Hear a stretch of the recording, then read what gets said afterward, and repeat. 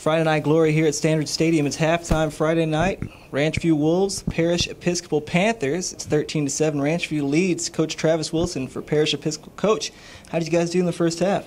Well, it's one good thing. It's the first game of the year. Obviously got a bunch of young guys out there. It's first game. We got some jitters. Just some fundamental things are lining up. Assignment-wise, we're kind of off a little bit. Kind of see a little bit of fatigue coming in. Even though it's the first game, like I said, a lot of people they were running off adrenaline in the very beginning now. So but once they catch their breath and realize this is what it's going to be like every week, I think we'll come out a lot more confident and comfortable the second half. You mentioned the fundamentals. There were a lot of penalties in that first quarter alone. The Panthers able to recover those, still moving the ball very well. What are you guys doing in terms of personnel against this Ranchview defense that actually makes you guys successful? That's one thing we pride ourselves on. It's not as far as game planning, specifically for a team.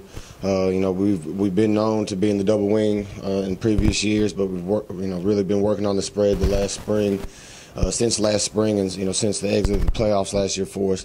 So we kind of like to put the pressure on the defense, and that's the reason for some of the mistakes and miscues as far as assignments and too many people covering up the linemen and formation wise is just because like I said, young guys once again and having so many responsibilities, and we're trying to go from wing to the spread, and sometimes like I said people just getting a little too excited and not thinking about the basics. It's just simple communication as far as checking to make sure one guy's on, one guy's off.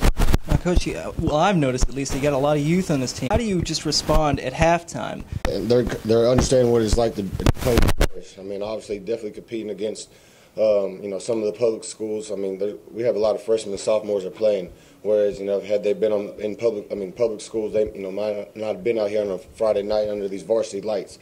So like I said, some of it's just nerves, and but like some of them might have came out here like deer in headlights, which is understandable.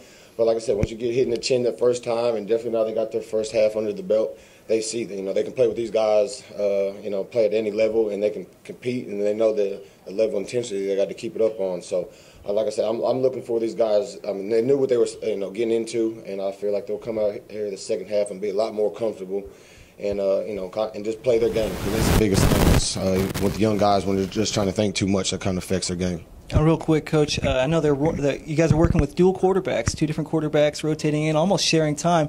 As a person with a receiving background, how would you say the receivers are adjusting to two different ball throwers in the game? We know it's been like that since the spring, so it's not anything that caught us by surprise, and it's just something that's the game of football, adversity and learning how to adjust on the run. So both of them, we're confident in both of them. They both do a good enough job. That's why they're out there, representing and running our offense.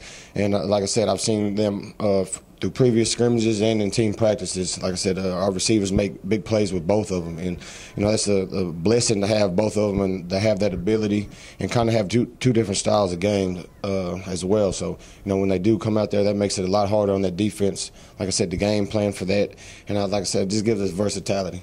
Now, real quick, versatility, yeah. Real quick, one big adjustment you'd make at halftime. Probably just we got to wrap up. That's the biggest thing. We got a lot of defenders that's getting locked on blocks. We got to shed those and wrap up and swarm as a team. Like I said, number-wise, we're low, but that's when our conditioning comes in. It's one thing we pride on ourselves from, we started in January with our off-season program. So I believe this second half we'll be able to, hold up to the test and, finish these blocks.